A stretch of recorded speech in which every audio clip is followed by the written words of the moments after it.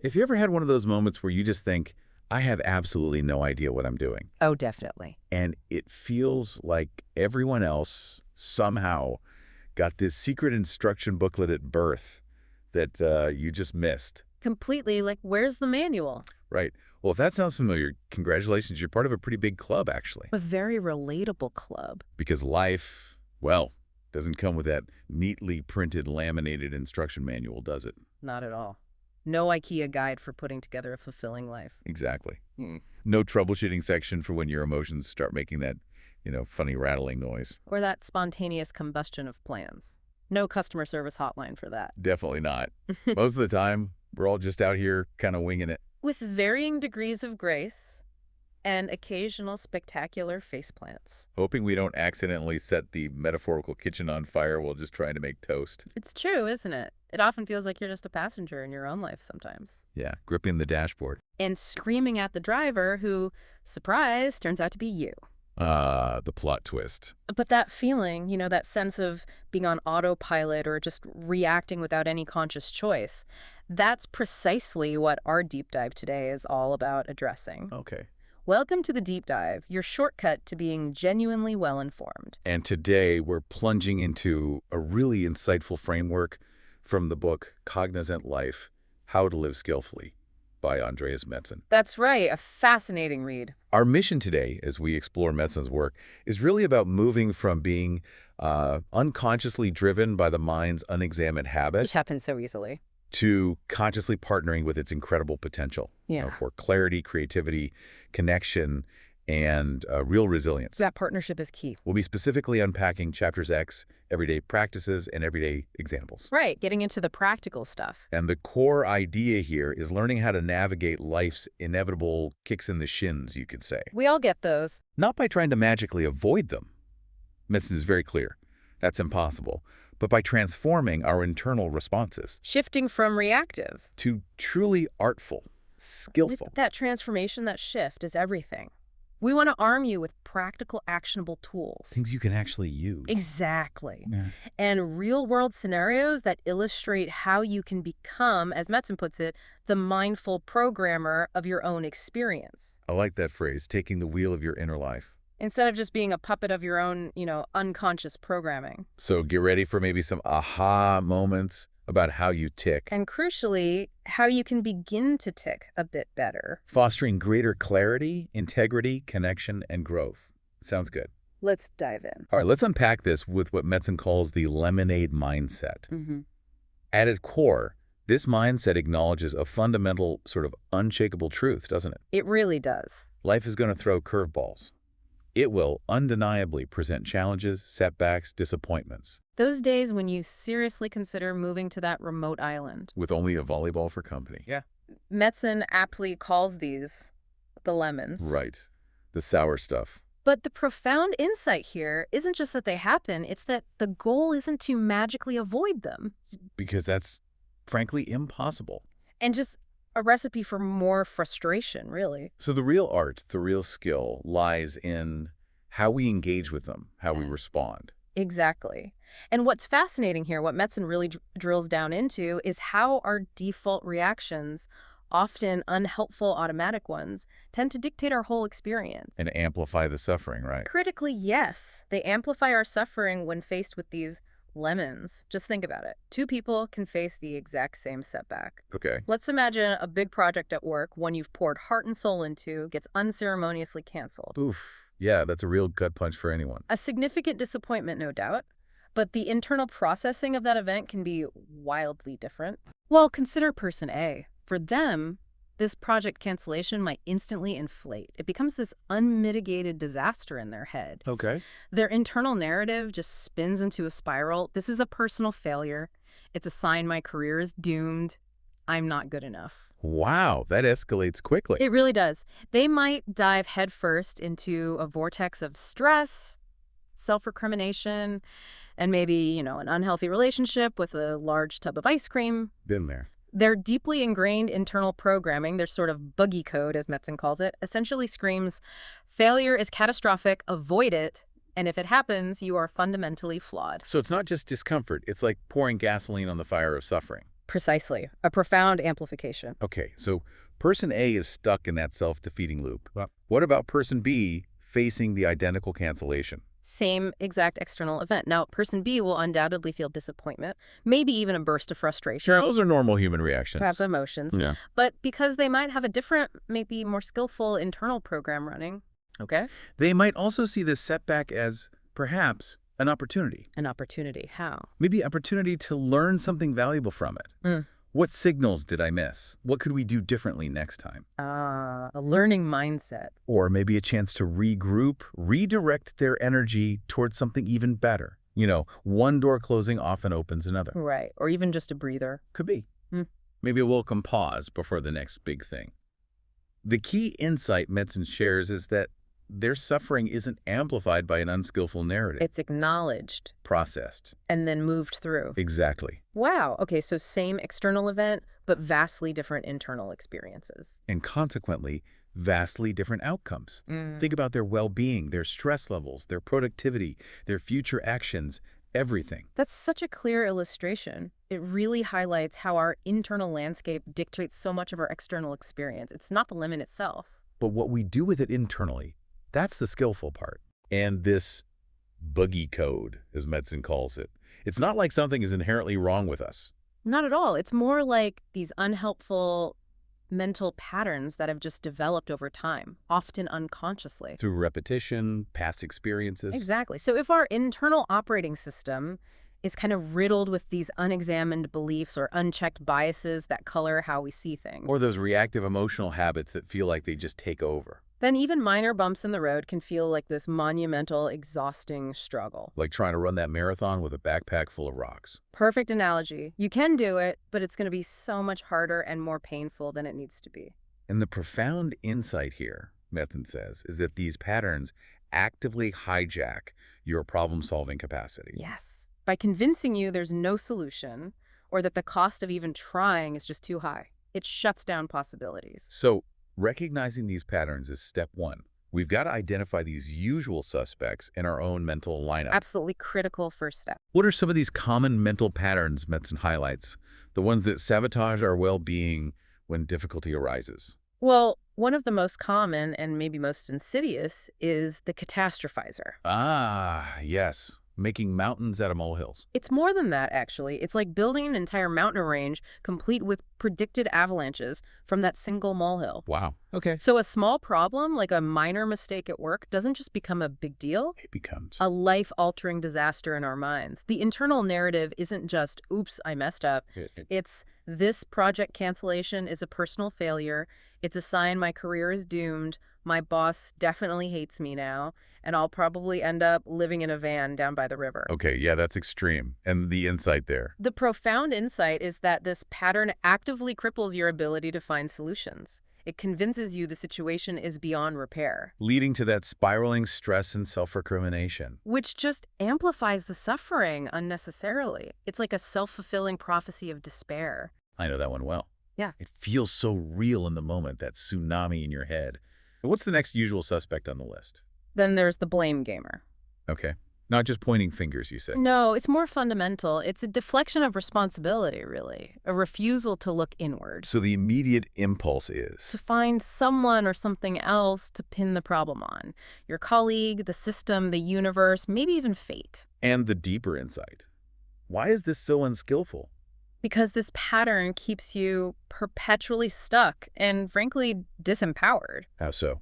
If the problem is always external, then the solution must also come from outside you. Right? I see. So you never look at your own role. Exactly. It prevents us from seeing our own potential part, no matter how small, or focusing on solutions we can actually enact. It's a cycle that deflects responsibility. And keeps us feeling like a victim, powerless. That makes perfect sense. If you're busy pointing fingers, you're not busy solving. You're giving away your power. Okay, what about when we just, try to avoid the problem altogether? The head in the hand approach. That's the ostrich. Classic move. Does it ever work? Metzen highlights that it rarely, if ever, works. You ignore the problem hoping it vanishes. Fingers crossed.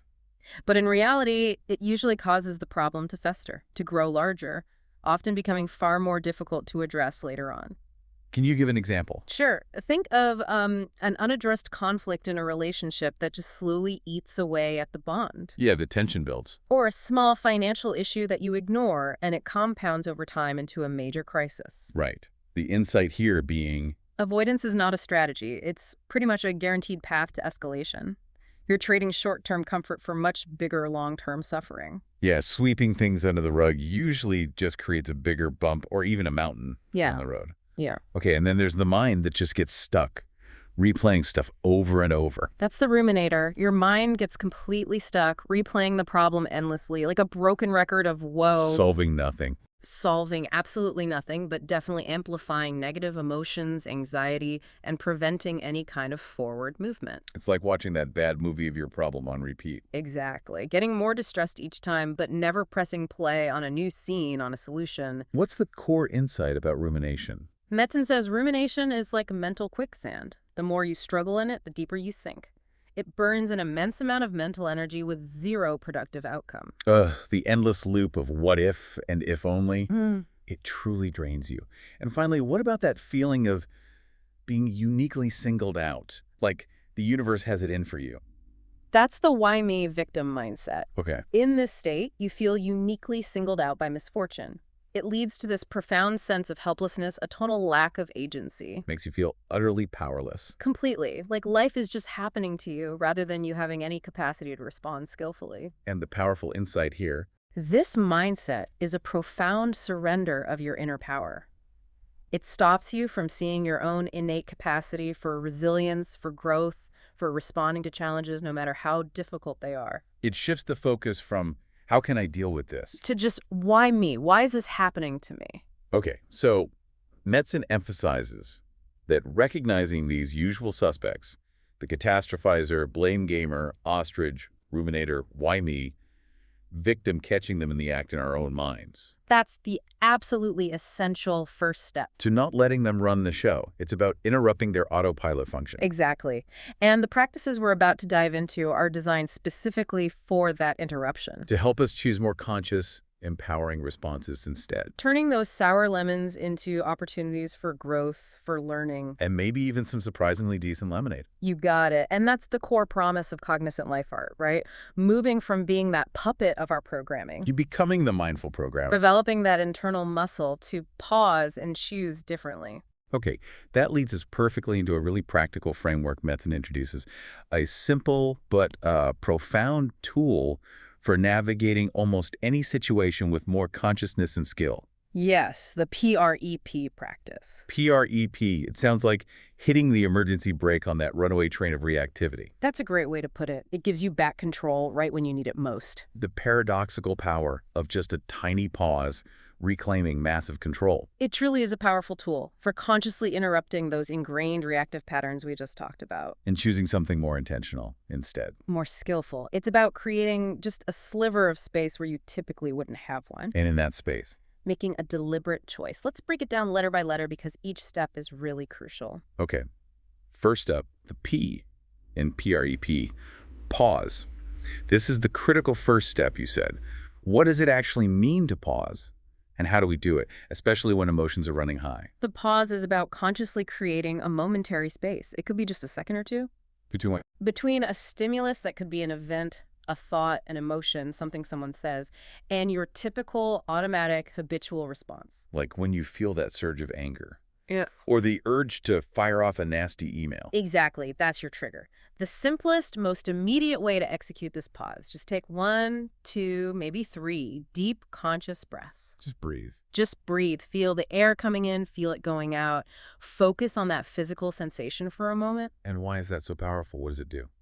The profound insight here is that this simple physiological act essentially hits the reset button on your brain's automatic reaction.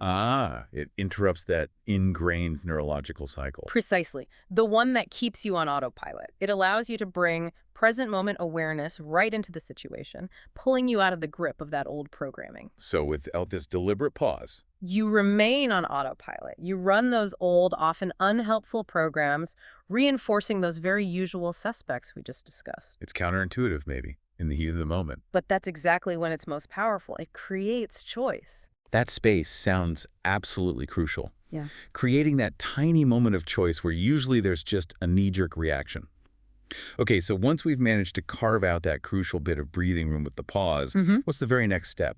The R. Right. The R is for reflect. Reflect. Okay. In that precious space you've just created with your pause, you now engage in brief, focused reflection. Brief. Not hours of navel gazing. Definitely not. This isn't about overthinking or analyzing for hours. It's a quick internal check-in, consulting your inner compass, so to speak. What kind of questions do you ask yourself? Some pointed, powerful questions. Yeah. Like, what's really going on here? Both externally the facts and internally your reactions. Separating fact from an interpretation. Exactly. Then, what am I feeling right now, and maybe why am I feeling it? Just acknowledge the emotion, no judgment. Okay. Also, what thoughts are running through my mind? Are they helpful? Are they actually true? Or just old narratives playing out? Gaining perspective on the thoughts. Yes. And importantly, what is my core intention here? What value do I want to guide my response? Do I want to be kind, clear, firm, understanding? What's the goal?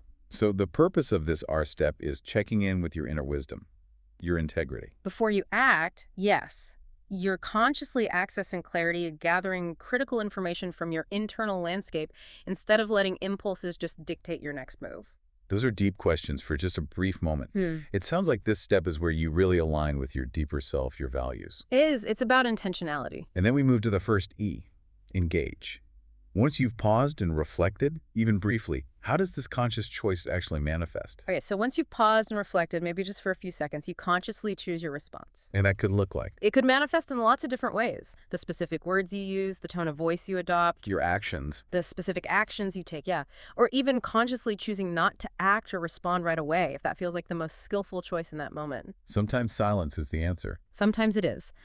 The fundamental shift here, the key point, is that you are no longer being dragged along by impulses or old programming. You're making a deliberate, informed choice. About how to proceed, yes. You are engaging with awareness. It's a deliberate decision, not just a reaction. This is where you become that mindful programmer. Actively inputting the code for your next action. Based on clarity and intention, not just old habits. Okay, makes sense. And then finally, the last P, proceed. What does that entail? And how do we ensure it's not just a one-off choice, but part of a process? Right. Proceed means you put your chosen response into action. Okay. But, and this is crucial, you do so with continued awareness. Continued awareness, meaning? Meaning you observe the impact of your actions, both on yourself, how does this feel, and on the situation or other people involved, how did they respond? So it makes PREP dynamic, iterative. Exactly. It's not a one-and-done solution. If the outcome isn't quite what you intended or if the situation changes after your initial response, You can loop back. the PREP cycle can begin anew. You can pause again, reflect again, adjust your engagement. It becomes this continuous learning loop for skillful living. Refining your internal navigation system. Constantly learning and adapting. And each time you run through this cycle, you're actually strengthening the neural pathways for conscious response over those reactive impulses. So it's like building a new mental muscle. I Oh. like that. Now, medicine emphasizes that cultivating this awareness, this presence, doesn't require hours of formal meditation in some quiet room, right? Not at all. That's a common misconception. Many simple, accessible practices can be woven seamlessly into a busy day. Transforming mundane moments into profound opportunities for presence. And strengthening your capacity for skillful living along the way. What are some of these simple anchors for presence that anyone can integrate? Well, one beautifully simple yet profoundly effective technique medicine highlights is the mindful morning sip. The morning coffee. Or tea, or even just water. That first cup in the morning. Most of us just gulp it down while mentally running through our to-do list, already spiraling into the day's demands. Guilty as charged. Planning the day before the caffeine even hits. Exactly. So instead, medicine invites you to pause. Before that very first sip, take a conscious breath. Okay. Then, for just the first 3 sips, really notice. Bring your full attention to the aroma rising from the cup. Smell the coffee. Feel the warmth or coolness of the mug in your hands. Pay full attention to the taste, the bitterness of coffee, the herbal notes of tea, the crispness of water. Notice the sensation as you swallow. How it moves down your throat. Yeah. The benefit here is huge, actually. It's a gentle, intentional way to start your day with presence. Anchoring you in the now. Before the day's potential chaos tries to pull you away, it sets a tone for conscious engagement right from the beginning. That seems incredibly doable and useful, setting a mindful tone. It's about being with the moment, not just rushing through it. What about those little gaps in our day? The ones we usually waste scrolling or rushing? Ugh, those are perfect. Often completely wasted opportunities for cultivating awareness. Metzen encourages us to reclaim them through mindful transition. Mindful transitions, like, Think about all the moments between activities during your day, finishing one email and immediately lunging into the next, walking from the car into the office? ending a phone call and instantly checking notifications, getting up from your desk to get water. Right. Those moments are usually just lost time, filled with mental clutter. Exactly, filled with rushing, mindless phone checking, or just worrying about what's next, carrying stress over from one task to the next. So the idea is to use those little micro-pauses to reset, instead of letting the mental residue from the last task cling to you. Precisely. Transform these into deliberate micropauses for a mental reset. As you walk from one room to another, bring your full attention to the sensation of walking, Feel your feet on the floor. the swing of your arms. As you finish one task and prepare for another, take 3 conscious breaths. Let go of the previous task, bring fresh, uncluttered focus to the next one. Why are these transitions so powerful? Because they clear your mind, they reduce that carryover stress, and they significantly enhance your ability to be fully present and effective for whatever comes next. It's like defragmenting your mental hard drive throughout the day. That's a great way to think about it. That makes so much sense, especially when you think about how drained you feel after a day of constantly juggling emails, calls, to different projects without ever really hitting reset. What else can we do? How else can we weave awareness into our daily fabric? Next, Metzen suggests implementing a 1-minute awareness check-in, or sensory check-in. Just 1 minute. Just 1 minute, several times a day. Set a subtle reminder, maybe a phone alarm that gently vibrates. Okay, and when it goes off? Stop for 1 minute. This isn't deep meditation, it's a quick anchor. Guide your attention first to your breath. Just notice its rhythm, don't try to change it. Okay, breath. Then to your body. Do a quick scan for tension shoulders, jaw, stomach, and gently invite it to soften, just a little. Body scan. Next, notice your current emotional state. Simply name the primary emotion you're feeling without judgment. Oh, okay, a bit of stress here, or there's some contentment. Naming the emotion. And finally, your thoughts. Observe the mental activity without getting caught up in the stories, just noting their presence, like clouds passing. Breath, body, emotions, thoughts. Just a quick check-in. Exactly. It acts like a mental reset, pulling you out of autopilot and back to the NW. It builds that critical self-awareness muscle. I see how that would be a powerful little habit, consistently reconnecting you to your inner experience.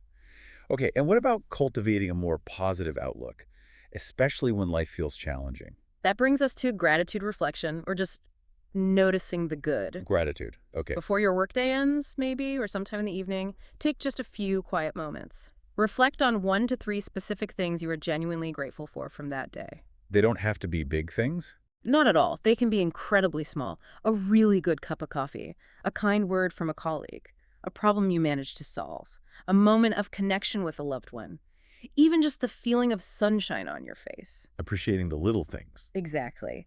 And Metzen also encourages gratitude in the moment. When something positive happens, instead of rushing past it, savor it for an extra 10-20 seconds. Fully immerse yourself in that good feeling. Why is it so effective? This practice intentionally shifts your focus to positive aspects. It actively counters the brain's natural negativity bias, our tendency to zoom in on threats or problems. No, a survival mechanism. So it fosters greater contentment and a more balanced perspective. It literally helps rewire your brain to notice the good more often. That's a beautiful way to end the day, or even just infuse small moments with more joy. Consciously cultivating positive emotions. And finally, when life does get tough, when we make mistakes or feel inadequate, it's so easy to turn that criticism inward, isn't it? Brutally easy. The inner critic can be relentless. How does Metzen suggest we combat that? This is where self-compassion practices become an invaluable antidote, especially when facing life's lemons or your own perceived shortcomings. Instead of beating ourselves up. Exactly. When you're struggling, make mistakes, or feel inadequate, it's incredibly easy to fall into harsh self-criticism, berating yourself endlessly. Instead, Metzen suggests a radical shift.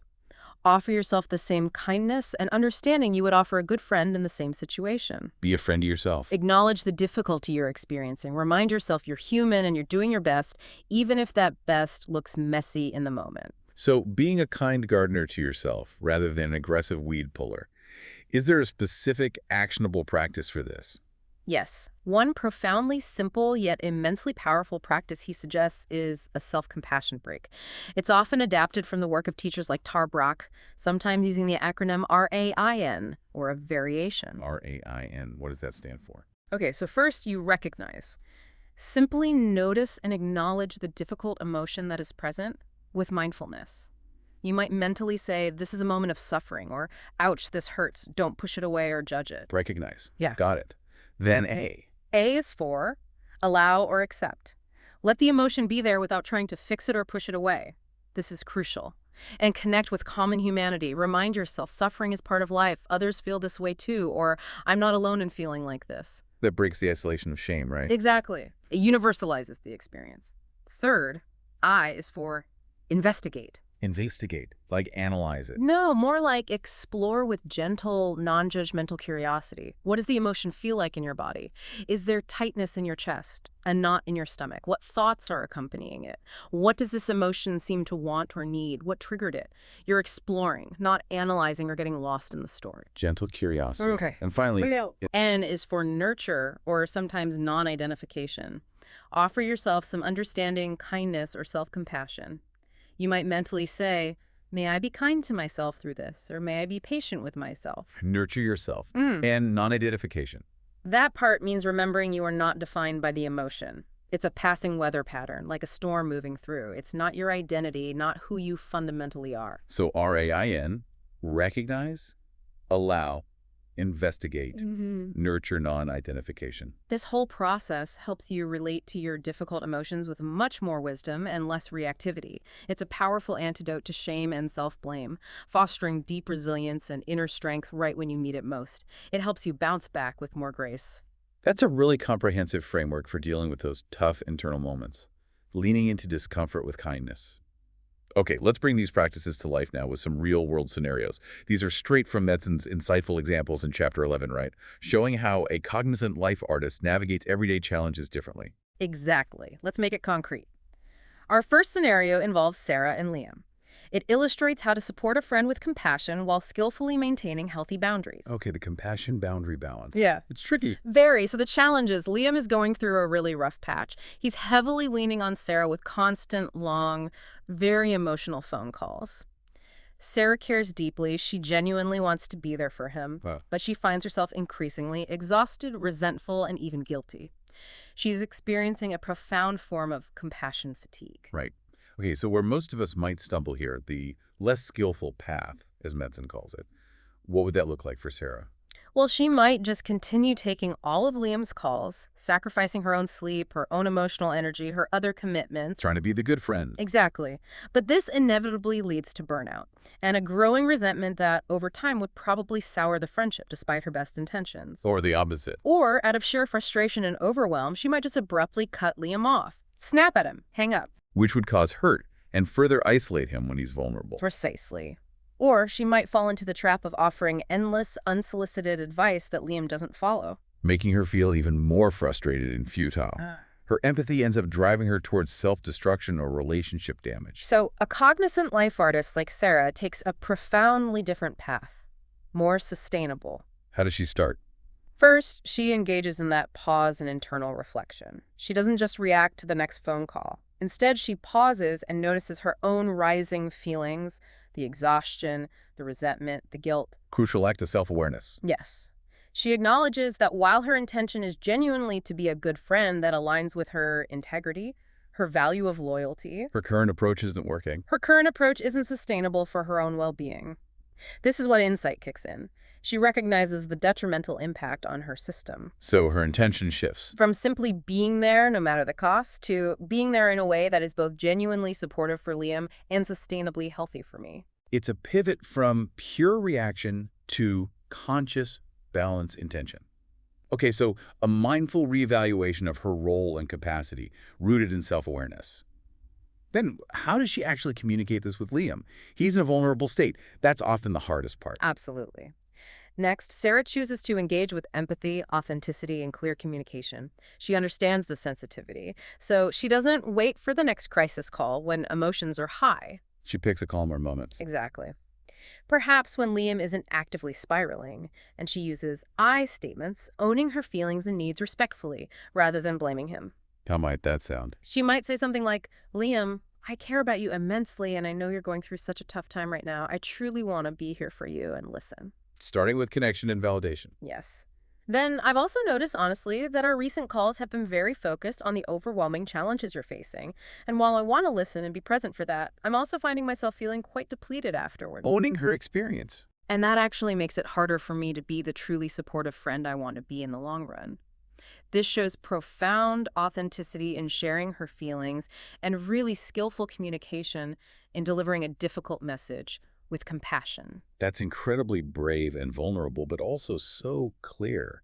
It communicates a boundary without shutting down the relationship. And then she applies wisdom by offering solutions, you said. Exactly. She doesn't just state the problem, she applies wisdom by proposing constructive solutions, moving forward together. Like what? I'm wondering if we could maybe think about how I can best support you moving forward.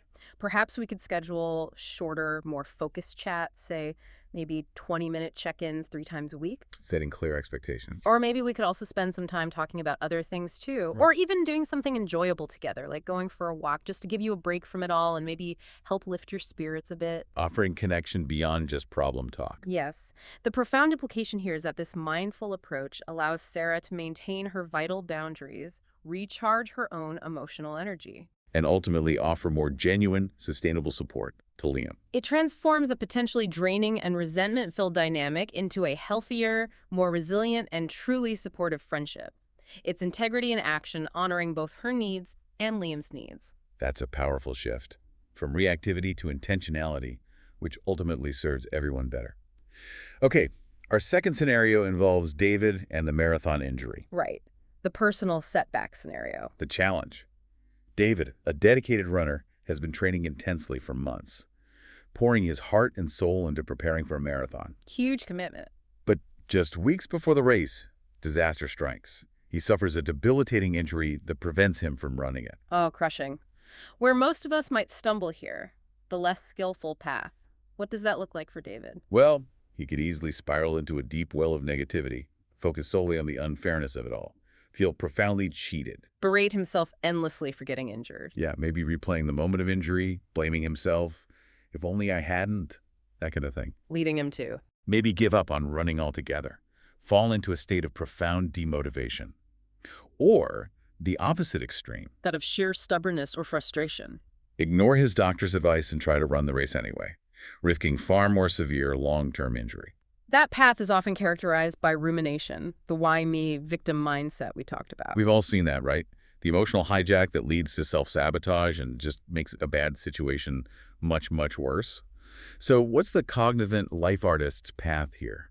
How does David navigate this painful disappointment with skillful awareness? Okay, so David first engages in pause and acknowledges his intense emotions. This is an act of profound self-awareness and emotional agility. He doesn't suppress it. No.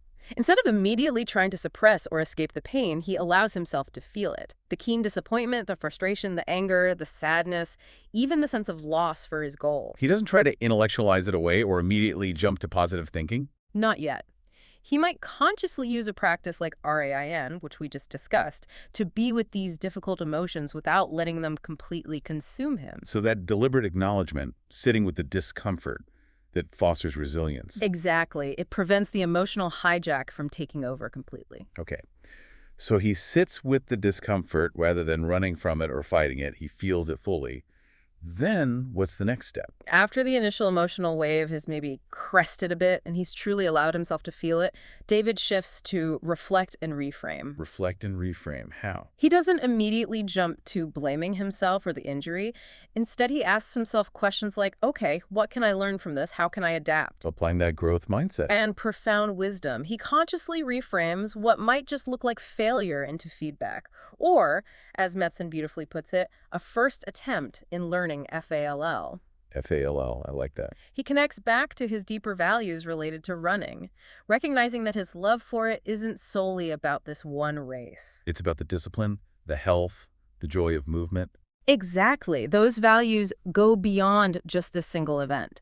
He finds the learning and the inherent value in the setback, transforming it from just an obstacle into a teacher. That reframing is absolutely key, isn't it? It completely transforms a dead-end statement like, I can't run, into an open door for future learning and possibility.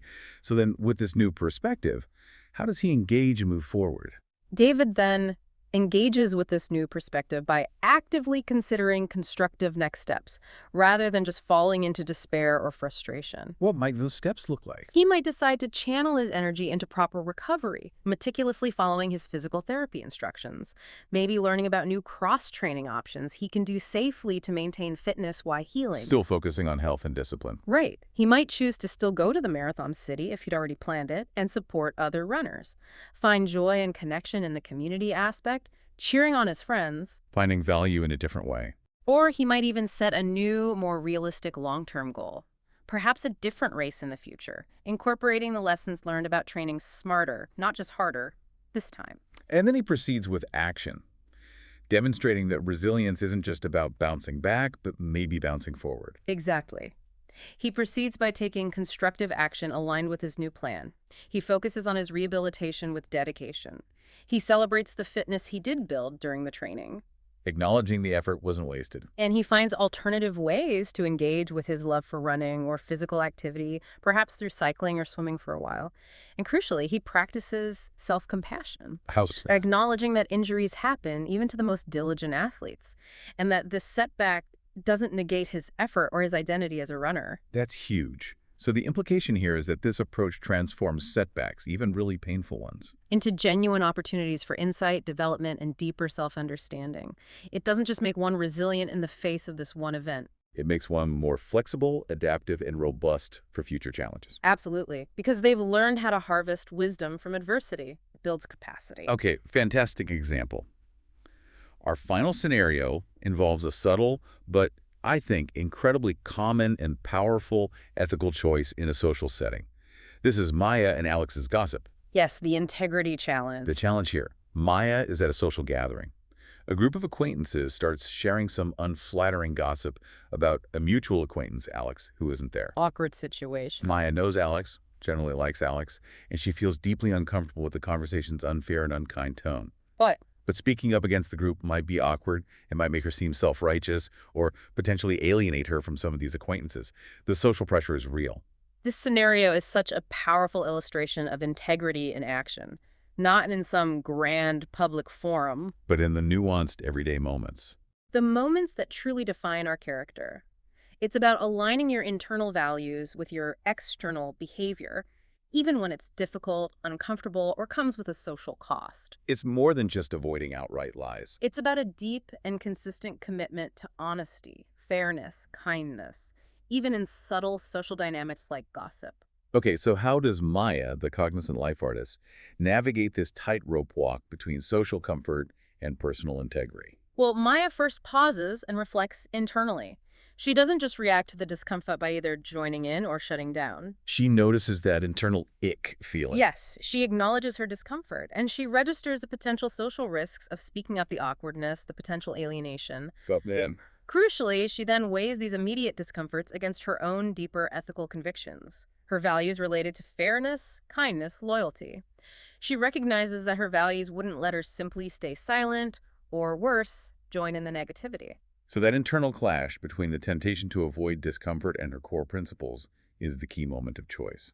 It is. This deep internal check-in is what guides her, pulling her away from just automatic social conformity or conflict avoidance. So she's not just reacting to the immediate social pressure, but checking in with her deeper compass before acting. What happens next? Does she just jump in? Not necessarily. As she reflects, she might subtly observe the dynamics of the conversation, maybe noticing if others in the group are also looking uncomfortable or hesitant. Gathering more data. This is her way of gathering insight without actively participating in the gossip itself. She's reading the room, assessing the energy, trying to understand the broader context. This helps her decide the most skillful way to respond, not just the most reactive. And how did that lead to ethical and courageous action, especially when it might be easier to just blend in or say nothing? Instead of staying silent or joining in, Maya chooses a path that aligns with her integrity, even if it's subtle. This doesn't necessarily mean a dramatic confrontation. Right, doesn't it have to be a big speech? No, her ethical and courageous action could manifest in several skillful ways. She might gently try to change the subject, steering the conversation in a different, more positive or neutral direction. The redirect. Or she could express a mild but firm disagreement with the tone or content.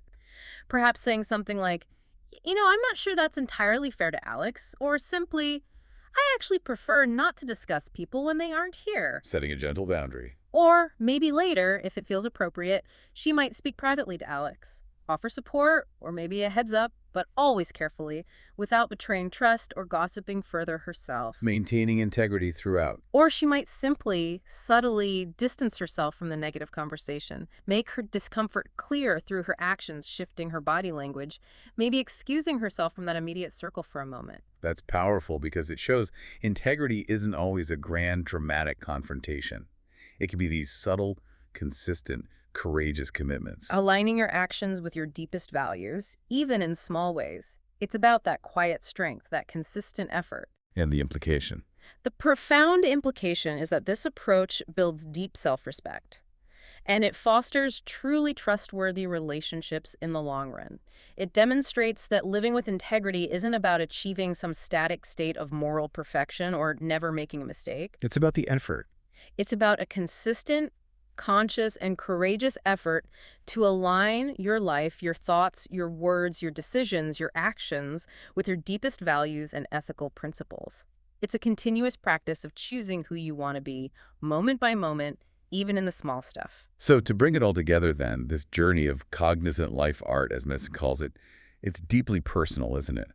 And experiential. Very much so. It's about becoming that mindful programmer of your own inner world. Shifting from being unconsciously driven by those unexamined habits. To consciously partnering with your incredible potential for clarity, creativity, connection, and profound resilience. It's like intentionally designing your internal operating system, maybe upgrading the buggy code. That's a great way to put it. And these everyday practices and real-world examples we've discussed, they show how consistent awareness, Skillful engagement with emotion. and consciously choosing your responses are not just abstract ideas. They're practical tools. Incredibly practical tools for personal liberation, really.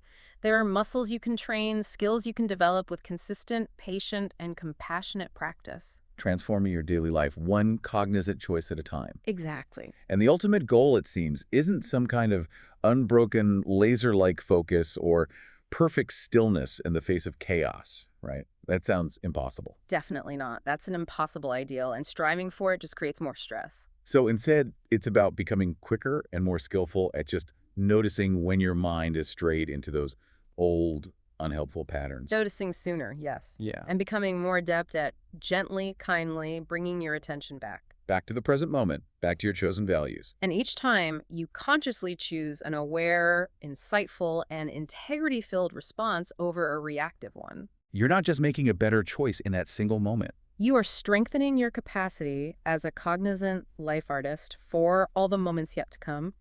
You're building that muscle. This consistent practice, this conscious effort, ultimately leads to a life with a greater sense of calm, maybe. Yes, and profound clarity, more genuine connection, and really authentic fulfillment. It's about living a life that feels truly yours, rather than just a series of reactions to circumstances. So we invite you, the listener, to experiment with what resonated most from our deep dive today. Maybe starting small, just one mindful sip tomorrow morning, or trying one PREP cycle when you feel triggered.